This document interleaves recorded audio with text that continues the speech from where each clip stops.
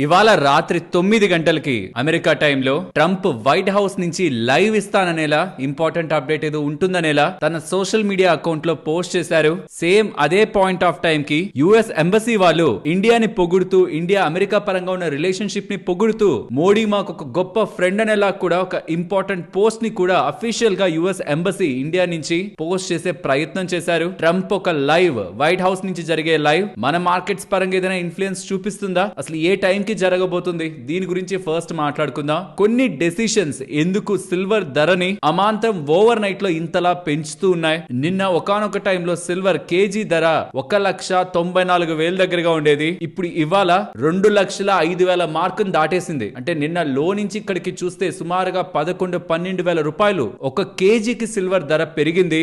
బంగారం ధర పెరగలేదు, సిల్వర్ మాత్రం ఇలా పెరుగుతుండడం దాని బ్యాక్ ఉంటున్న కారణాలేంటి, వీటి గురించి మాట్లాడుకుంటూ నెక్స్ట్ 48 గంటల్లో చాలా ఇంపార్టెంట్ అప్డేట్స్ మార్కెట్ రిలేటెడ్ గా ఉన్నాయి. ట్రంప్ లైవ్ దగ్గర నుంచి సిపిఐ ఇన్ఫ్లేషన్ డేటా, జపాన్ కి సంబంధించిన ఇంట్రెస్ట్ రేట్ డెసిషన్, వీటి రిలేటెడ్ గా కూడా డీటెయిల్డ్ గా మాట్లాడుకుంటూ కేవలం ఇక మనకి 45 రోజులు మాత్రమే మిగిలింది బడ్జెట్ కి. Long term capital gains tax ఈక్విటీలో ఇన్వెస్ట్మెంట్ చేస్తున్న వాళ్ళనే కాదు, రీటైలర్స్ నే కాదు, ఫారినర్స్ ని కూడా ఇండియన్ మార్కెట్ లోకి రానికుండా చేస్తూ ఉందని member of parliament Raghav Chadha గారు స్టాక్ మార్కెట్ ఇన్వెస్టర్స్ ని ఉద్దేశించి వెరీ ఇంపార్టెంట్ స్టేట్మెంట్స్ అయితే పార్లమెంట్ లో చేశారు. దీని గురించి కూడా మాట్లాడుకుంటూ నిన్న నైట్ యుఎస్ రిలేటెడ్ వచ్చిన కొన్ని ఇంపార్టెంట్ డేటా పాయింట్స్ ఉన్నాయి. జాబ్స్ డేటా ఉంది, అన్ఎంప్లాయ్మెంట్ డేటా ఉంది, అండ్ ఇలా ఉన్న కొన్ని గ్లోబల్ ఇంపార్టెంట్ డేటా పాయింట్స్ ని మాట్లాడుకుంటూ ఇవాళ మన ఈక్విటీ మార్కెట్ పరంగా ఉంటున్న డేటాని, ఫర్దర్ మార్కెట్ పరంగా ఉంటున్న ఇంపార్టెంట్ ఈవెంట్స్ అండ్ మార్కెట్ ఒక ప్రైస్ యాక్షన్ ని డిస్కస్ చేసుకుంటూ ఇవాల్టి మన మార్కెట్ అనాలిసిస్ ని ఎండ్ చేద్దాం. Hello friends, welcome to day trader Telugu. Good evening. First Trump related గా ఉన్న ఇంపార్టెంట్ సోషల్ మీడియా పోస్ట్ గురించి మాట్లాడుకోవాలి. ఇక్కడ చూడండి, my fellow Americans, I will be giving N address to the nation tomorrow night అన్నారు. Tomorrow night అంటే ఇప్పటి నుంచి రేపటి నైట్ అని కాదు, ఎందుకంటే తను పోస్ట్ చేసింది ఇక్కడ పెట్టాను చూడండి టైం, డిసెంబర్ 16వ తేదీ 7:24 సాయంత్రం. అది వాళ్ళ టైంలో ఈస్టర్న్ స్టాండర్డ్ టైం. అది మనది ఐఎస్టి ఇండియన్ స్టాండర్డ్ టైం. మనది సుమారుగా 10:30 గంట దగ్గరగా ఈస్టర్న్ టైం కంటే కూడా అహెడ్ ఉంటుంది. సో అలా చూస్తే రేపు 9 గంటల సాయంత్రానికి తను లైవ్ ఇస్తా అన్నారంటే దాని అర్థం డిసెంబర్ 16 చేసిన పోస్ట్ కాబట్టి డిసెంబర్ 17th 9 గంటలకి అమెరికన్ టైం లో తను లైవ్ పెడతారు అని చెప్తున్నట్టు. కానీ అదే ఇండియన్ టైం లో చూడాలంటే డిసెంబర్ 17th కాదు, December 18th 7:30 morning, early morning తను చేసే అప్డేట్ మనకి మన ఇండియన్ టైమింగ్ లో మనకి తెలుస్తుంది. ఇండియా పరంగా ఏదైనా ఇంపార్టెంట్ అప్డేట్ ఉండే అవకాశం ఉందా, కంప్లీట్ గా రూల్ అవుట్ చేయలేం. కానీ ఇండియా పరంగా అప్డేట్ ఉంటే మై ఫెలో అమెరికన్స్ అనేలా ఎందుకు తను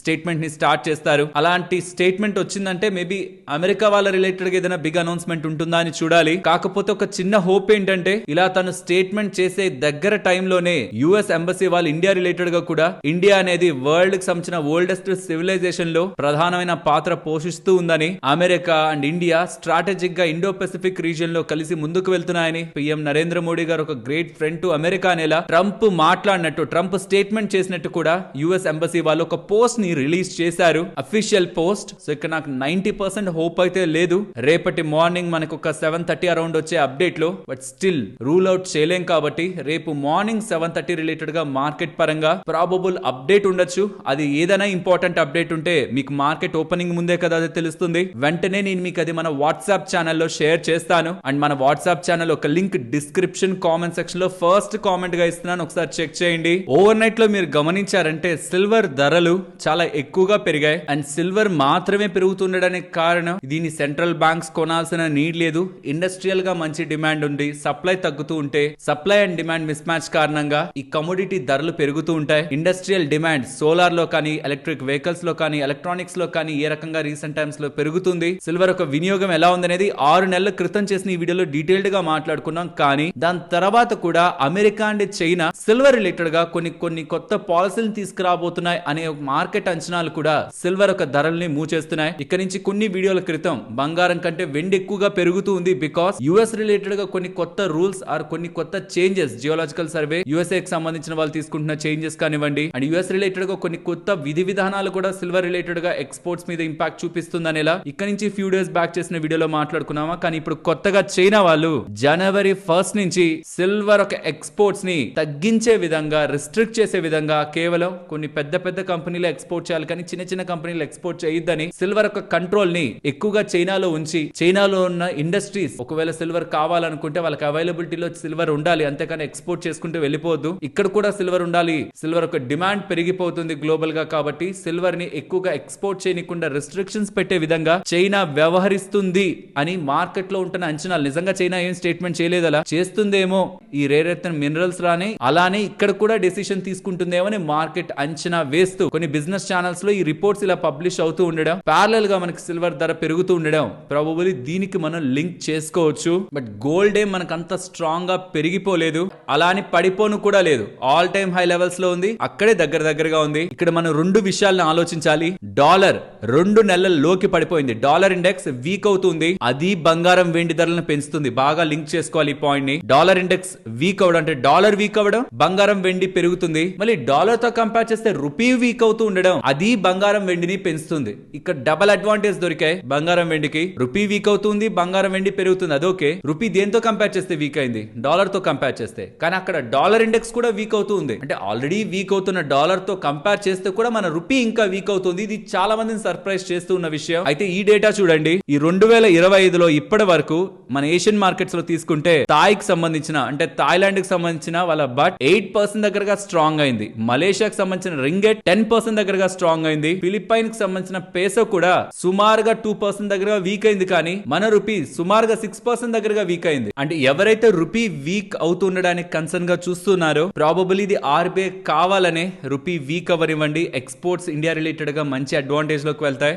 ఎక్స్పోర్టర్స్ కి మంచిగా వెసులుబాటు దొరుకుతుంది. ప్రెసెంట్ ఇండియా మీద వేసిన టారిఫ్లతో ఎక్స్పోర్టర్లకి మంచి ఎడ్జ్ దొరుకుతుందని ఆర్బీఐ వాళ్ళు కామ్ గా చూస్తూ ఉండొచ్చు. ఎప్పుడైనా మనకి ట్రేడ్ డీల్ అనౌన్స్మెంట్ ఫైనలైజ్ అయిపోయింది అనుకోండి, రూపీని సేవ్ చేయడానికి ఆర్బీఐ వాళ్ళు డెసిషన్ తీసుకునే అవకాశం ఉంది. ఆర్ ఈవెన్ తీసుకోకపోతున్నా ఈ ట్రేడ్ డీల్ అనౌన్స్మెంట్ ఫైనలైజ్ అయినప్పుడు ఆటోమేటిక్ గా రూపీ రిలేటెడ్ గా స్ట్రెంత్ మనం చూస్తాం. దాంతో గోల్డ్ అండ్ సిల్వర్ రిలేటెడ్ గా టెంపరీగా మనకు అది ఇంపాక్ట్ ని చూపిస్తున్నా, ఇండియన్ మార్కెట్స్ పరంగా మాత్రం అది ఒక మంచి పాజిటివ్ ఇంపాక్ట్ ని చూపిస్తుంది. రూపీ రిలేటెడ్ గా స్టెబిలైజేషన్, మార్కెట్స్ రిలేటెడ్ గా ప్రెసెంట్ కావాల్సిన ఇంపార్టెంట్ ఫ్యాక్టర్స్ లో మెయిన్ పాయింట్. అండ్ ఇక్కడ ఇంకొక విషయాన్ని కూడా మనం అండర్లైన్ చేయాలి. Present Brent crude oil, global crude oil $55 per barrel దగ్గరగా వచ్చేసింది. 2021లో ఫిబ్రవరిలో అనుకుంటాను బ్రెంట్ క్రూడ్ ఆయిల్ ఈ లెవెల్స్ లో ఉంది. ఎందుకు ఇది ఇంపార్టెంట్ అంటే, క్రూడ్ ఆయిల్ ఎంత తగ్గుతూ ఉంటే ఇండియాకి అంత మంచిది. ఫిజికల్ డెఫిసిట్ తగ్గుతుంది, మన రూపీ స్ట్రెంథెన్ అవుతుంది. ఓవరాల్ ఎకానమీ పరంగా కూడా క్రూడ్ ఆయిల్ తగ్గడం మనకి మంచిది. Just imagine, once trade deal అయ్యి మన ఎక్స్పోర్ట్స్ రిలేటెడ్ గా యాజ్ ఇట్ ఈస్ గా ఫ్లో మనకి మెయింటైన్ అయితే క్రూడ్ ఆయిల్ ధరలు తగ్గుతున్నాయి. ఇది ఫర్దర్ గా రూపీని 2 వేలో పాజిటివ్ గా ఇంపాక్ట్ చేస్తుంది. ఆల్రెడీ బాగా స్ట్రెచ్ అయింది కాబట్టి, బాగానే వీక్ అయింది కాబట్టి, ఈ వచ్చే ఒక్క అప్డేట్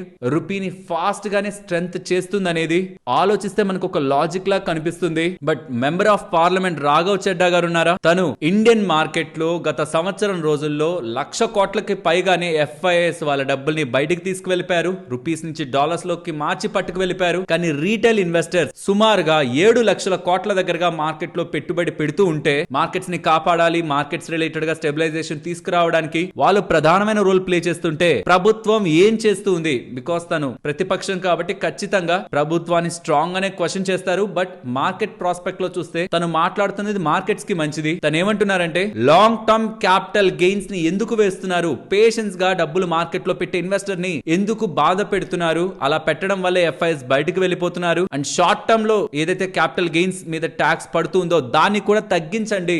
లాంగ్ టర్మ్ దాని అయితే తీసేయండి, వీలైతే షార్ట్ టర్మ్ దాని మీద తగ్గించండి. అలా అయితేనే ఇన్వెస్టర్స్ ని మీరు రివార్డ్ చేసినట్టు. అండ్ బ్యాంక్ లో డిపాజిట్లు తగ్గిపోతున్నాయి, గతంతో కంపేర్ చేస్తే బ్యాంక్ డిపాజిట్లు తగ్గిపోతున్నాయి. మీరు ఏం చేస్తారంటే, బ్యాంక్ లో సేవింగ్స్ అకౌంట్ రిలేటెడ్ గా వచ్చే వడ్డీ మీద ఏదైతే ట్యాక్స్ బెనిఫిట్ ఒక లెవెల్ వరకు ఇచ్చున్నారో దాన్ని ఇంకా పెంచండి. అండ్ 5 సంవత్సరాలకి పైబడి వేసే ఫిక్స్డ్ డిపాజిట్లపై ట్యాక్స్ ని కంప్లీట్ గా తీసేయండి. అప్పుడే ఫిక్స్డ్ డిపాజిట్లు సేవింగ్స్ అకౌంట్ లో డబ్బులు పెడతారు. బ్యాంక్స్ కి కాస్ట్ ఆఫ్ ఫండ్స్ తగ్గుతుంది. తద్వారా లోన్స్ ఇవ్వాలనుకుంటున్నా ఎక్కువ వడ్డీ రేట్లు వేయకుండా సంస్థలన్నీ హెల్దీగా ఉంటాయి. మా ఒక సజెషన్స్ తీసుకోండి అనేలా 3 నిమిషాలకు పైగా తను వీడియో రూపంలో మాట్లాడారు. బట్ ఇది నేను యాడ్ చేయాలనే ఉంది, కానీ అది హిందీలో ఉంది. ఒకవేళ ఎవరైనా ఇంట్రెస్టెడ్ ఉంటుంది అనుకుంటే జస్ట్ తన ట్విట్టర్ హ్యాండిల్ లోకి వెళ్ళినా, మీకు స్క్రీన్ ముందు పెడుతున్నాను, ట్విట్టర్ హ్యాండిల్ లోకి వెళ్ళినా మీకు ఆ వీడియో ఉంటుంది. ఆ లింక్ కూడా డిస్క్రిప్షన్ లో ఇస్తాను, ఒకసారి చెక్ చేయండి. నెక్స్ట్ 45 రోజులు ఉంది కాబట్టి తను చేసిన ఈ స్టేట్మెంట్స్, ఒకవేళ ప్రెసెంట్ ఈక్విటీ మార్కెట్స్ కూడా స్ట్రగుల్ అవుతున్నాయి కాబట్టి నిర్మలా సీతారామన్ గారిని కొంచెం కదిలిస్తే, నిజంగా ఏదైనా ట్యాక్స్ పరంగా చర్యలు తీసుకుంటే అట్లీస్ట్ ఒక్కటైనా నాకు ఈ long term short term capital gains పరంగా పక్కన పెడితే ఆ ఎస్టిటి రిలేటెడ్ గా సెక్యూరిటీ ట్రాన్సాక్షన్ ట్యాక్స్ రిలేటెడ్ గా అయినా ఒక స్ట్రాంగ్ డెసిషన్ గవర్నమెంట్ తీసుకుంటే బాగుంటుంది అనిపిస్తుంది. అన్ని ట్యాక్సెస్ నీడ్ లేదు, మనం సంపాదించిన డబ్బులకి ట్యాక్స్ కట్టాకే మార్కెట్ లోకి వస్తాం. చేస్తున్న ట్రాన్సాక్షన్ దగ్గర ట్యాక్స్ వేస్తూ ఎస్టిటి వేస్తూ మళ్ళీ వచ్చిన లాభాల పైన లాంగ్ టర్మ్ అని షార్ట్ టర్మ్ అని ఇంకా అన్ని ట్యాక్స్లు ఒక్క అమౌంట్ మీద వేసుకుంటూ వెళ్ళడం అనేది ఈక్విటీ మార్కెట్స్ రిలేటెడ్ గా అంత కరెక్ట్ కాదనేది నా ఒపీనియన్. మీ ఒపీనియన్స్ ని కూడా కామెంట్ సెక్షన్ లో షేర్ చేయండి. అండ్ తను చెప్పిన మాటల్ని నిర్మలా సీతారామన్ గారు ఆ ప్రెసెంట్ ఉన్న ప్రభుత్వం స్ట్రాంగ్ గా తీసుకుంటుందని మీరు ఏమైనా నమ్ముతున్నారా? అలాగా నమ్మితే మాత్రం ఈ బడ్జెట్ నెక్స్ట్ 45 డేస్ లో ఉండే బడ్జెట్ మార్కెట్స్ కి ఒక బిగ్ డే గా అయితే మారుతుంది. నెక్స్ట్ 48 అవర్స్ లో ఇంపార్టెంట్ ఈవెంట్స్ ఉన్నాయని అనుకున్నామా? ఒక్కొక్కటిగా మాట్లాడుకుందాం. వెనస్డే ఇవాళ నైట్ యుఎస్ టైమింగ్ లో ట్రంప్ ప్రసంగిస్తారు లైవ్ లో. అది థర్స్డే మార్నింగ్ 7:30 అరౌండ్ మనకు అప్డేట్ అవుతుంది. So Thursday morning Indian timing లో 7:30 అరౌండ్ ట్రంప్ రిలేటెడ్ గా ఈవెంట్ మనకు కంప్లీట్ అవుతుంది. అదే థర్స్డే నైట్ యుఎస్ కి సంబంధించిన సిపిఐ ఇన్ఫ్లేషన్ డేటా వస్తుంది. నిన్న జాబ్స్ డేటా వచ్చింది, అన్ఎంప్లాయ్మెంట్ డేటా, జాబ్స్ డేటా వచ్చింది.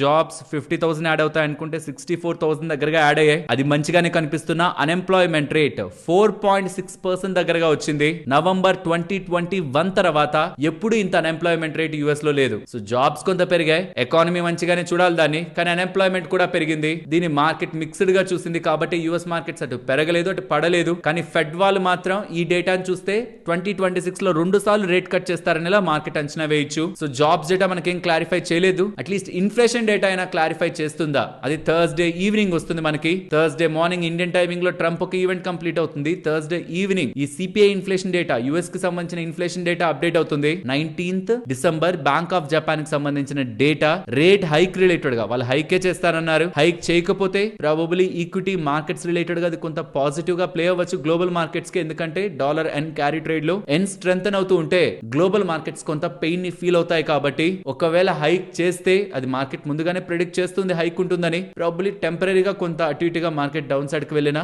దాన్ని మళ్ళీ మార్కెట్ రికవర్ చేయొచ్చు. ఏదైనా ఇంకా డీప్ నెగిటివ్ ఇంపాక్ట్ ఏదైనా క్రియేట్ అవుతుందా? మానిటరీ పాలసీ మీటింగ్ లో జస్ట్ రేట్ హైక్లు మాత్రమే కాదు కదా, ఇంకేదైనా కామెంటరీ ఉంటూ అది ఏదైనా మార్కెట్స్ ని ఇంపాక్ట్ చేస్తుందా? అది డిసెంబర్ 19th మనకి క్లారిటీ ఉంటుంది. అండ్ గ్లోబల్ గా ఒక ఇంట్రెస్టింగ్ సినారియో వెనెన్జులాకి ట్రంప్ కి అగెనిస్ట్ గా జరుగుతుంది. వెనెన్జులాలో వెళ్లి వస్తున్న ఆయిల్ ట్యాంకర్స్ ని బ్లాక్ చేయాలనేలా, ఇక వాళ్ళ మధ్యలో ఆయిల్ ట్రేడ్ జరగకూడదనేలా ట్రంప్ డెసిషన్ తీసుకుంటున్నారు. దీని వెనెన్జులా స్ట్రాంగ్ గా తోసిపుచ్చుతూ ఉంది. శాంక్షన్డ్ ఆయిల్ ట్యాంకర్స్ వెళ్ళొద్దు రావద్దు బయటికి వెనెన్జులా నుంచి అని ట్రంప్ అయితే స్ట్రాంగ్ గా ఆర్డర్ ని పాస్ అయితే చేశారు. యాక్చువల్లీ దీంతో క్రూడ్ ఆయిల్ మంచిగా పెరగాలి, బట్ రష్యా యుక్రెయిన్ రిలేటెడ్ గా డీల్ అయిపోతుంది అనేసరికి క్రూడ్ ఆయిల్ కొంత పడింది. అండ్ వెనెన్జులా రిలేటెడ్ గా ఆల్రెడీ చాలా టైం బ్యాక్ నుంచి శాంక్షన్స్ ఉన్నాయి కాబట్టి వాళ్ళ మీద ఏ చర్య తీసుకుంటున్నా ఆల్రెడీ గ్లోబల్ గా ఉన్న అన్ని కంట్రీస్ వాళ్ళతో ఏం ట్రేడ్ చేయట్లేదు పెద్ద మొత్తంలో ఆయిల్ పరంగా, చైనా వాళ్ళు తప్పించి. కాబట్టి ఆయిల్ రిలేటెడ్ గా బిగ్ ఇంపాక్ట్ ఈ యొక్క అప్డేట్ అయితే రావట్లేదు. బట్ వెనెన్జులా అండ్ యుఎస్ రిలేటెడ్ గా మాత్రం కొన్ని జియో పొలిటికల్ ఈవెంట్స్ డెవలప్ అవుతున్నాయి లాస్ట్ 24 అవర్స్ నుంచి. అండ్ డాలర్ రూపీ రిలేటెడ్ గా 91 రూపీ దగ్గర వరకు వెళ్ళిపోయి $1 = 91 రూపీ వరకు వెళ్ళిపోయి ఇప్పుడు 90 రూపీ 40 పైస్ వరకు కొంత స్ట్రెంత్ అయితే అయింది మన రూపీ. ఏదైనా ట్రేడ్ డీల్ అనౌన్స్మెంట్ ఉంటుంది ట్రంప్ దగ్గర నుంచి ఉంటున్న హోప్స్ అయి ఉండొచ్చు. రేపు మార్నింగ్ మనకు అది క్లారిటీ వస్తుంది. అది ఫర్దర్ గా రూపీ రిలేటెడ్ గా కూడా డైరెక్షన్ డిసైడ్ చేస్తుంది. అండ్ ఒకసారి గ్లోబల్ మార్కెట్స్ ని గమనిస్తే యుఎస్ మార్కెట్స్ మిక్స్డ్ లో ఉంటాయి, యూరోపియన్ మార్కెట్స్ కొంత green loan, and Asian markets కూడా మెజారిటీ మార్కెట్స్ గ్రీన్ లోనే మనకు కనిపిస్తాయి. బట్ ఇవాళ కూడా మన ఇండియన్ ఈక్విటీ మార్కెట్స్ లో వీక్నెస్ అయితే అరైజ్ అయింది. ఈ నిఫ్టీ, బ్యాంక్ నిఫ్టీ, సెన్సెక్స్ వీటిలో పెద్ద పెయిన్ కనిపించకపోతున్నా పోర్ట్ఫోలియో స్టాక్స్ లో మాత్రం పెయిన్ కనిపించింది.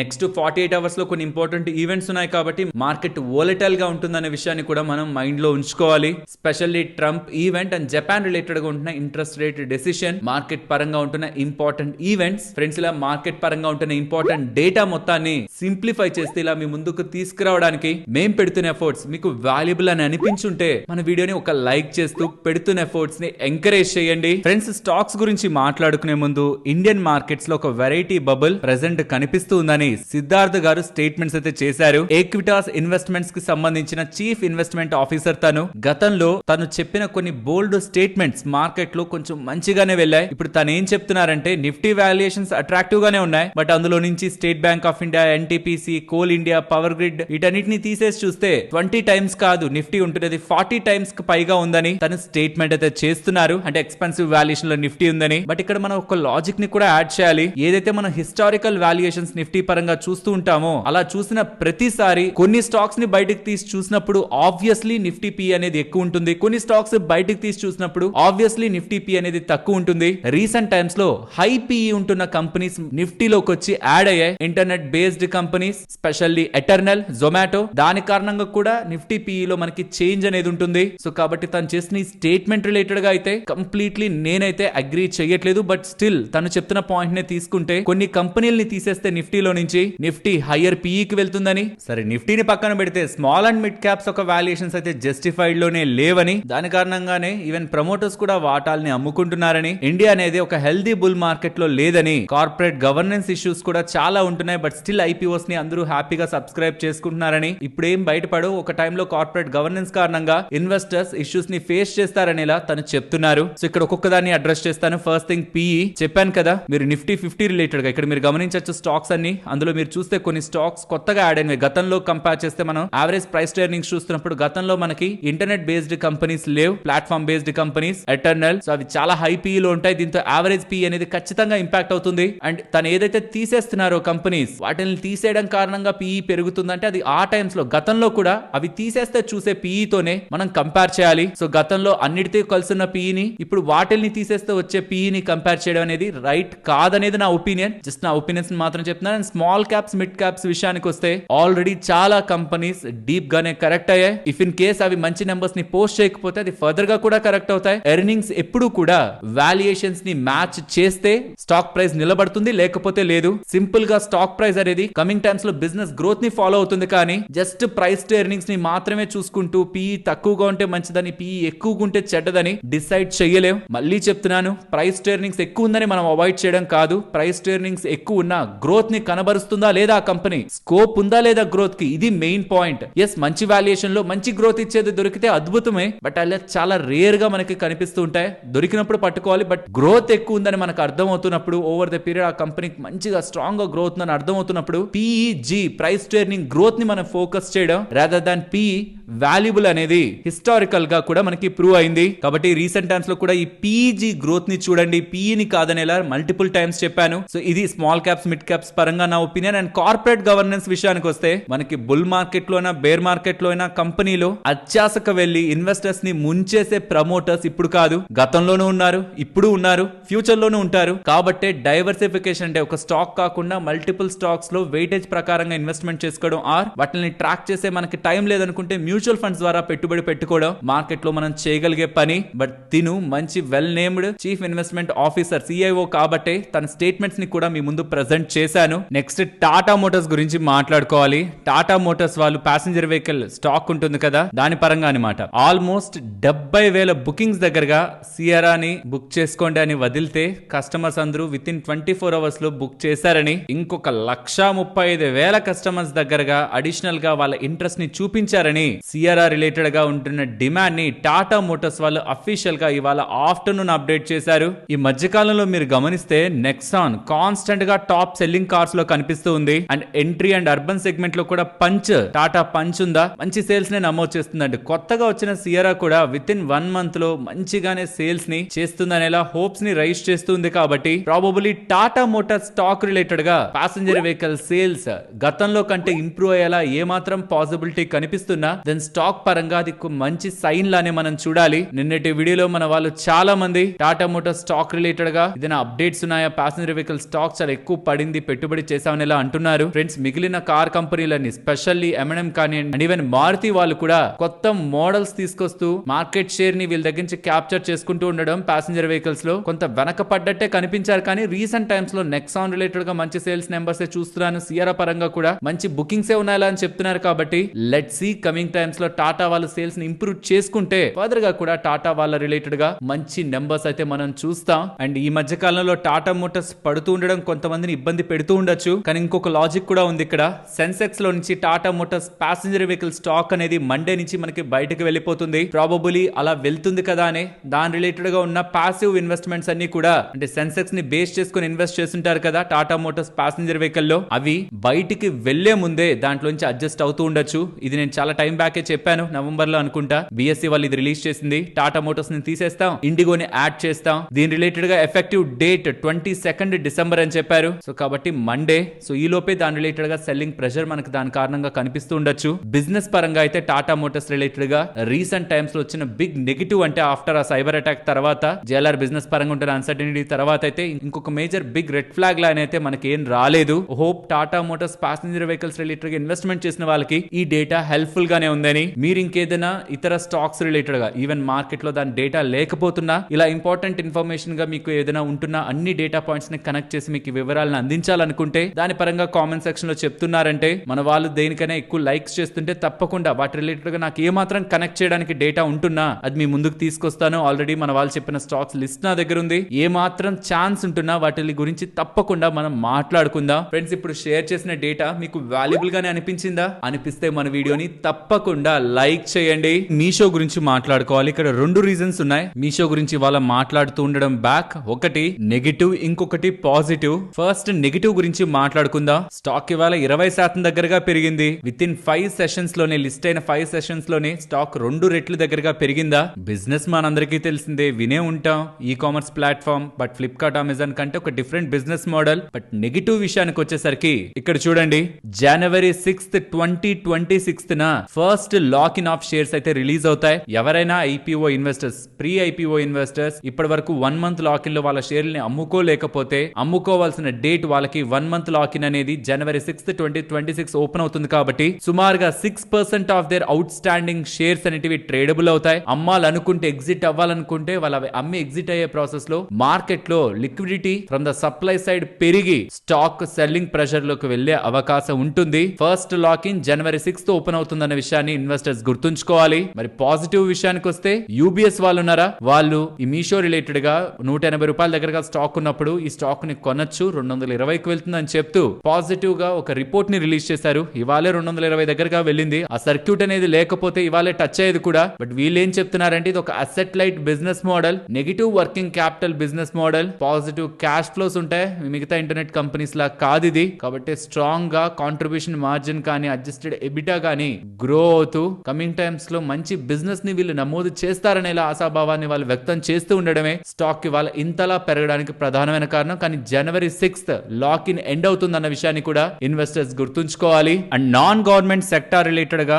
ఎన్పిఎస్ లో ఇన్వెస్ట్ చేసే ప్రతి ఒక్కరికి కూడా గుడ్ న్యూస్ అని చెప్పాలి. కొన్ని కొత్త ఎన్పిఎస్ రూల్స్ అయితే వస్తున్నాయి. ఆ రూల్స్ ఏంటనేది కూడా ఇక్కడ మీకు స్క్రీన్ ముందు పెడుతున్నాను. ఇప్పటి వరకు ఉన్న రూల్స్ ఏంటి, ఇకపై మారుతున్న రూల్స్ ఏంటి ఇక్కడ మీరు గమనించవచ్చు. First the lock in period, ఇప్పటి వరకు 5 year లాక్ ఇన్ ఉండేది, ఇకపై ఆ 5 year లాక్ ఇన్ ఉండదు. అండ్ నాన్ గవర్నమెంట్ ఎంప్లాయీస్ కి మాత్రమే ఇప్పుడు రూల్ వర్తిస్తుంది. ఇప్పటి వరకు ఏంటి, 60% మాత్రమే లంసమ్ గా మనం తీసుకునే వాళ్ళం, 40% ఖచ్చితంగా యాన్యుటీ పెన్షన్ లో మనం ఉంచాల్సి వచ్చేది, బై చేయాల్సి వచ్చేది. కానీ ఇకపై 80% లంసమ్ వరకు మనం తీసుకోవచ్చని, 20% యాన్యుటీలో ఉంచొచ్చని చెప్తున్నారు. ఒకవేళ మన డబ్బులు ఇకపై 8 లక్షలు అంతకంటే తక్కువే ఉందనుకోండి ఎన్పిఎస్ లో, అందులో 80% కాదు 100% కూడా లంసమ్ గా తీసేసుకోవచ్చని. 8 నుంచి 12 లక్షలు ఉంటే అప్ టు 6 లక్షల వరకు లంసమ్ మనం తీసుకొని మిగిలిన 6 లక్షల్ని యాన్యుటీలో ఉంచుకోవాలని. అలా కాకుండా మిగిలిన ఇంకెంత డబ్బులకైనా అప్ టు 80% వరకు లంసమ్ లో తీసుకొని మినిమం 20% అనే యాన్యుటీలో ఇన్వెస్ట్ చేసేలా కొత్తగా రూల్స్ తీసుకొస్తున్నట్టు అప్డేట్ అయితే చేశారు. అండ్ దీని రిలేటెడ్ గా ఉన్న ఫర్దర్ ఇంపార్టెంట్ డేటా కూడా ఇక్కడ మీకు స్క్రీన్ మీద ఉంచుతున్నాను. ఒకవేళ ఎర్లీగా ఎగ్జిట్ అవుతున్నప్పుడు ఎటువంటి రిలీఫ్ ఉండదని కూడా క్లియర్ గా మనకి అప్డేట్స్ అయితే కనిపిస్తూ ఉన్నాయి. And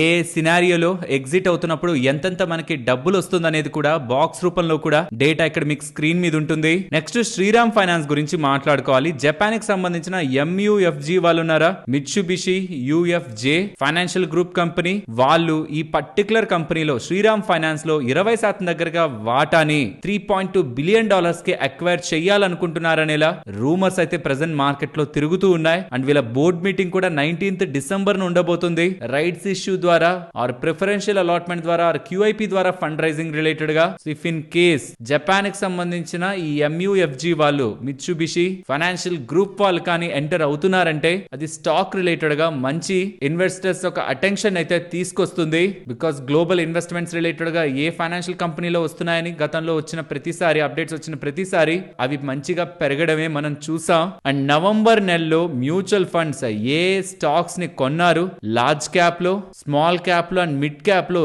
A mutual fund A stocks ని కొన్నారు, ఏ స్టాక్స్ ని అమ్మారు, ఏ స్టాక్స్ నుంచి కంప్లీట్ గా బయటకు వెళ్ళిపోయారు అండ్ ఏ స్టాక్స్ కొత్తగా కొంటున్నారు. ఫస్ట్ బై అని ఉండేది ఏంటంటే ఆల్రెడీ ఉన్నాయి, ఫర్దర్ గా కొనుక్కుంటున్నారు. లాస్ట్ లో ఉన్నది ఏంటంటే ఇప్పటి వరకు లేదు, కొత్తగా కొంటున్న స్టాక్స్. ఈ ఎంటైర్ స్టాక్స్ ఏ మ్యూచువల్ ఫండ్ ఏ స్టాక్స్ ని కొన్నాయి, అమ్మాయి, కంప్లీట్ గా ఎగ్జిట్ అయ్యాయి, కొత్తగా కొంటున్నాయి అన్న లిస్ట్ మీకు స్క్రీన్ మీద ఉంటుంది.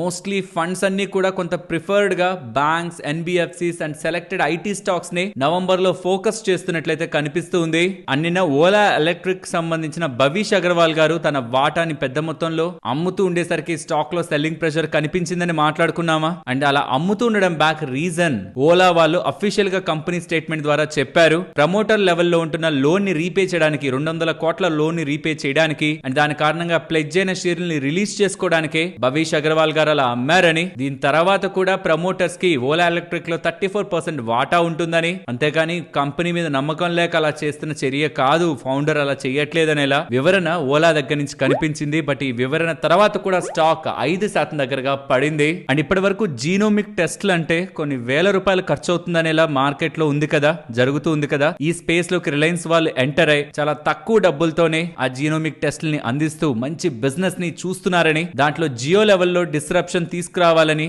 జీనోమిక్ టెస్ట్ల ద్వారా, అంటే మన జెనెటిక్స్ ని టెస్టులు చేయించి మనకి ఎటువంటి డిసీజులు వచ్చే అవకాశం ఉంది, మన ఫ్యూచర్ ఎలా ఉండే అవకాశం ఉంది, మన బాడీ పరంగా ఎలాంటి జాగ్రత్తలు మనం తీసుకోవాలని, క్యాన్సర్ రిలేటెడ్ గా కూడా ఎర్లీ డిటెక్షన్ పరంగా టెస్ట్ల మీద ఇప్పుడు ఎక్కువ డబ్బులు స్పెండ్ చేస్తున్నాం. దాన్ని తగ్గించి జెనెటిక్ సీక్వెన్సింగ్ రిలేటెడ్ గా టెస్టుల్ని చాలా తక్కువ ధరలోనే రిలయన్స్ వాళ్ళు అందించబోతున్నారని, దాంట్లో కూడా ఒక మంచి బిజినెస్ ని చూడబోతున్నారనేలా అప్డేట్స్ అయితే కనిపిస్తూ ఉన్నాయి. నెక్స్ట్ యాక్జోనోబుల్ స్టాక్ ఇవాళ భారీగా పడింది కదా. ప్రధానమైన కారణం ప్రమోటర్స్ ఇవాళ 1300 కోట్లకు విలువ చేసే షేరుల్ని నిన్నటి క్లోజింగ్ ప్రైస్ తో పోలిస్తే 13% డిస్కౌంట్ లో అమ్ముతున్నారు అనేసరికి స్టాక్ లో మనకి సెల్లింగ్ ప్రెషర్ అయితే కనిపించింది. Even Indian overseas bank stock కూడా ఇవాళ ఎక్కువగా పడింది కదా. దీనికి కూడా కారణం గవర్నమెంట్ ఇందులో నుంచి ఈ బ్యాంక్ లో ఉంటున్న వాటాలో 3% దగ్గరగా ఆఫర్ ఫర్ సేల్ లో భాగంగా floor price 34 rupees per share లెక్కన అమ్మాలని ప్రయత్నిస్తూ ఉండడం. 34 రూపీస్ లెక్కన గవర్నమెంటే అమ్ముతూ ఉంటే డిస్ఇన్వెస్ట్మెంట్ ప్లాన్ లో భాగంగా ఓపెన్ మార్కెట్ లో మనకున్న షేర్లను నమ్మి ఓఎఫ్ఎస్ లో పార్టిసిపేట్ చేసి 34 రూపాయలు కొనుక్కోవచ్చు కదా అని సుమారుగా నిన్న 36 రూపాయల 57 పైసల దగ్గరగా షేర్ ప్రైస్ క్లోజ్ అయింది. 34 రూపాయలు ఓఎఫ్ఎస్ ఉంది కాబట్టి సుమారుగా ఇవాళ 34 రూపాయల వరకు స్టాక్ ప్రైస్ పడే ప్రయత్నం జరుగుతుండడమే 6.5% ఈ స్టాక్ పడడానికి ప్రధానమైన కారణం. రీటైల్ ఇన్వెస్టర్స్ ఎవరైనా పార్టిసిపేట్ చేయాలనుకుంటే వాళ్ళు రేపు పార్టిసిపేట్ చేయొచ్చు దీంట్లో. నెక్స్ట్ బన్సాలి ప్రొడక్షన్స్ గురించి మీకు ఐడియా ఉండుంటుంది కదా, సంజయ్ లీలా బన్సాలి రిలేటెడ్ గా ఇప్పుడు అందులో సారేగామా వాళ్ళు స్ట్రాటజిక్ పార్ట్నర్షిప్ చేయబోతున్నారని, ఇనిషియల్ గా 325 crore పెట్టి బన్సాలి ప్రొడక్షన్స్ లో స్ట్రాటజిక్ గా డబ్బుల్ని పెడుతూ వాళ్ళకి సంబంధించిన బిజినెస్ ని కూడా సారేగామాలోకి యాడ్ చేయబోతున్నారని అప్డేట్ చేస్తున్నారు. ఇది ఎలాంటిదంటే కొత్త కొత్త హిట్ మూవీస్ అన్నిటి వెనక పరిగెత్తడం కాకుండా ఆల్రెడీ సక్సెస్ఫుల్ గా మంచిగా కంటెంట్ ని బయటకు తీసుకొస్తున్న ప్రొడక్షన్ హౌస్ తో టైఅప్ అయిపోయి కమింగ్ టైమ్స్ లో వచ్చే బిజినెస్ అంతటిని లాక్ చేసుకోవడం. ఒకవేళ కమింగ్ టైమ్స్ లో బన్సాలి ప్రొడక్షన్స్ వాళ్ళు మంచిగా మూవీస్ తీసి మంచిగా కంటెంట్ ని ప్రొడ్యూస్ చేసుకుంటున్నారు అనుకోండి, దాని అది సారేగామా వాళ్ళకి అడ్వాంటేజ్. స్లోగా వాటాను ఎక్వైర్ చేస్తూ పోతారట. సుమారుగా 51% దగ్గరగా వాటాని పీసెస్ గా ఎక్వైర్ చేస్తూ బై 2030 లోపు కంప్లీట్ చేస్తారని సారేగామా వాళ్ళు చెప్తున్నారు. నెక్స్ట్ సుజ్లాన్ వాళ్ళు 306 megawatt orders wind projects related గా గెలుచుకున్నారని యానారా వాళ్ళ దగ్గర నుంచి. అండ్ ఆ ఆర్డర్ లో భాగంగా వీళ్ళు 3 మెగావాట్ వీళ్ళ విండ్ టర్బైన్స్ ని సప్లై చేస్తూ ఈ ప్రాజెక్ట్ ని నెక్స్ట్ కమింగ్ టైమ్స్ లో ఎగ్జిక్యూట్ చేస్తారని సుజ్లాన్ వాళ్ళు అప్డేట్ చేశారు. సరే మరి నేనుండనా మరొక ఇంట్రెస్టింగ్ వీడియోతో మళ్ళీ మీ ముందుకు వస్తాను. అంతవరకు టేక్ కేర్, జై హింద్.